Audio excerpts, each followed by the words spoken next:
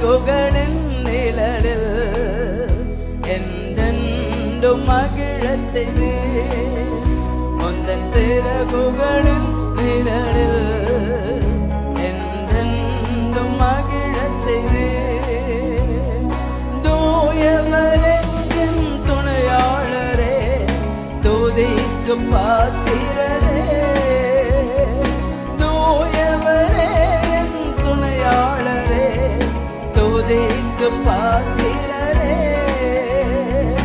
ஆராதனை உமக்கே ஆராதனை உமக்கே ஆராதனை உமக்கே ஆராதனை உமக்கே ஆராதனை உமக்கே ஆராதனை உமக்கே ஆராதனை உமக்கே ஆராதனை.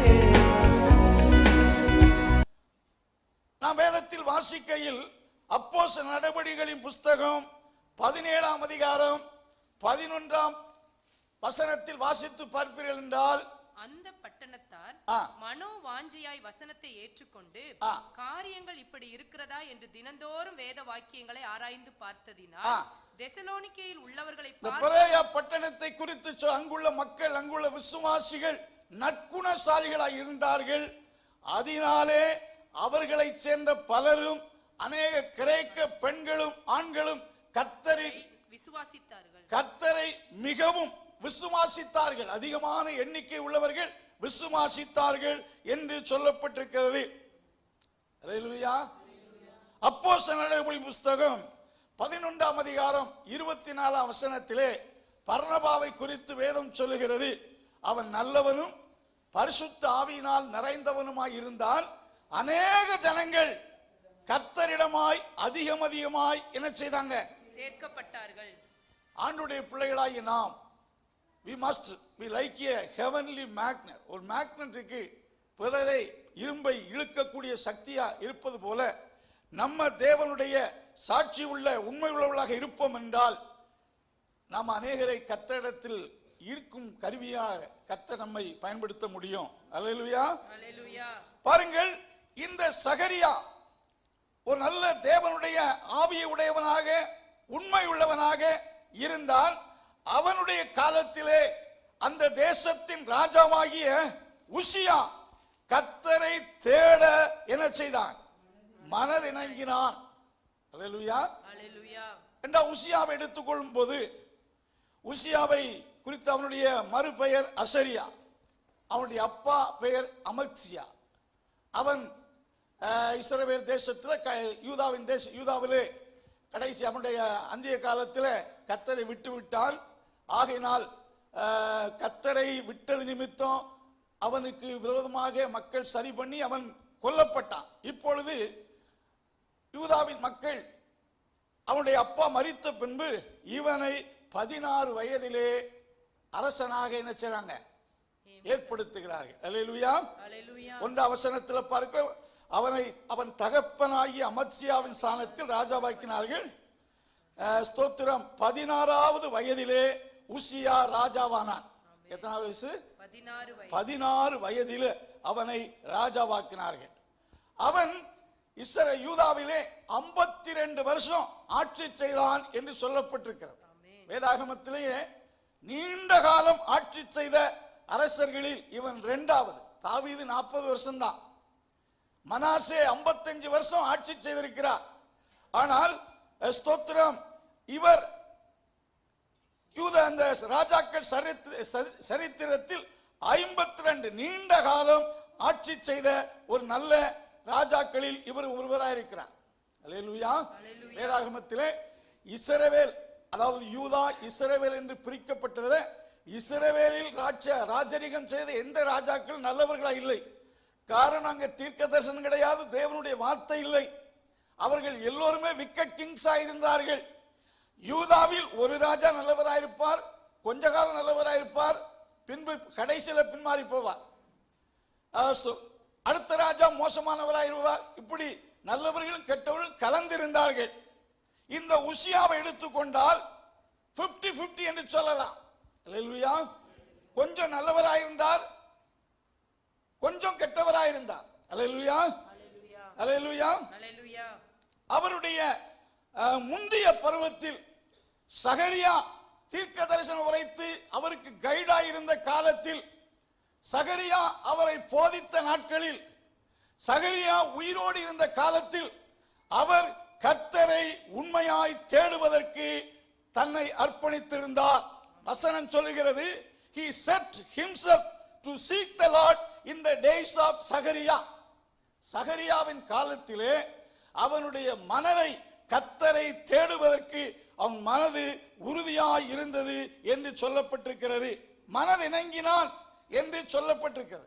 he was a young king. அவன் இளமையான ராஜா. அவனுக்கு ராஜா என்ற நிலையில் அப்பாவு ராஜாவாக இருந்தபடியால் அவனுக்கு தேவையான எல்லாம் சஃபிஷியன்டா இருந்துச்சு.